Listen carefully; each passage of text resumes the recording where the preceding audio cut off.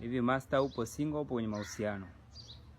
Okay, kwanza kabisa hamna kitu kama kuwa single wala kuwa kwenye mahusiano, kwa sababu mahusiano ni kuwa kinyume na uhuru wako, na wewe ni uhuru.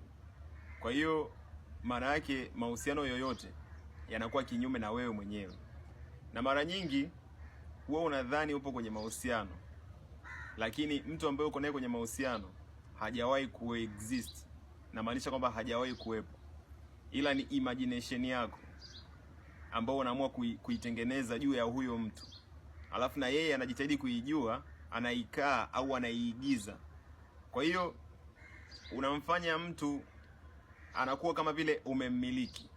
Kwa hiyo akiwa na wewe atajitahidi as much as possible kukupa hiyo personality ambayo imekufanya wewe ukahisi uko kwenye mahusiano naye.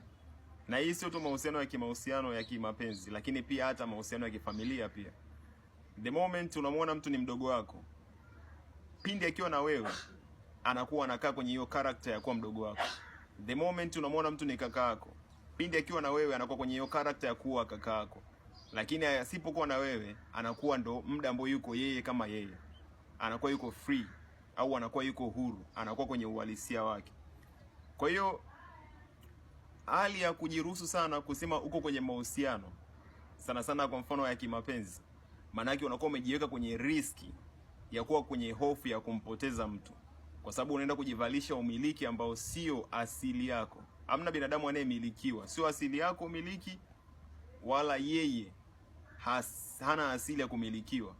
Kwa hiyo unajiingiza kwenye hofu ya kumpoteza, lakini pia unajiingiza kwenye hofu ya kuvunjiwa matarajio yako. Kwa hiyo kinachotokea ni kwamba watu wengi hawajuagi kwamba mahusiano ni commitment au mahusiano ni attachment, na attachment yoyote huwa inaenda kuharibu ladha ya upendo wa asili. Yaani kama unampenda mtu, acha ule upendo ubaki vile vile naturally. Usiwapeleke kwenye point ya kusema sasa tunaingia kwenye point ya kwamba mimi na wewe tupo kwenye mahusiano. The moment umeingia tu kwenye hiyo point ya kusema mimi na wewe tupo kwenye mahusiano, maana yake umeenda kuharibu ladha ya upendo wa asili ambao ilikuwa imetokea. Kwa sababu upendo uko delicate sana, huwa unapita kwa moment to moment. Kwa hiyo unapokuwepo katikati yenu, hebu uacheni wenyewe tu uwa control.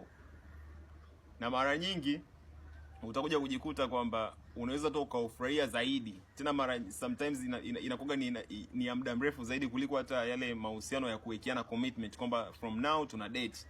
Kwa hiyo from now na own, from now nataka uishi the way na expect wewe uishi, hata kama umwambie, lakini that's what it means. Lakini ukiacha vitu vitokee wenyewe naturally, kwanza unaweza kujikuta sometimes unakutana hata na watu sahihi zaidi, au unakuwa kwenye mahusiano na mtu sahihi zaidi, kwa sababu hauna expectations zozote na yeye hana expectations zozote, wala hamna ulazima wowote wa kuwekeana commitment yoyote. Kwa hiyo kila kitu kinatokea naturally, na binadamu ndo jinsi alivyo, kwa sababu wewe umezaliwa peke yako, manake uko katika ukamilifu ukiwa mwenyewe. The idea ya kuhusiana ni idea ya society. Kwa hiyo tunaposemaga ndoa ni the worst implement ambayo imepandikizwa na jamii kwenye tamaduni zetu.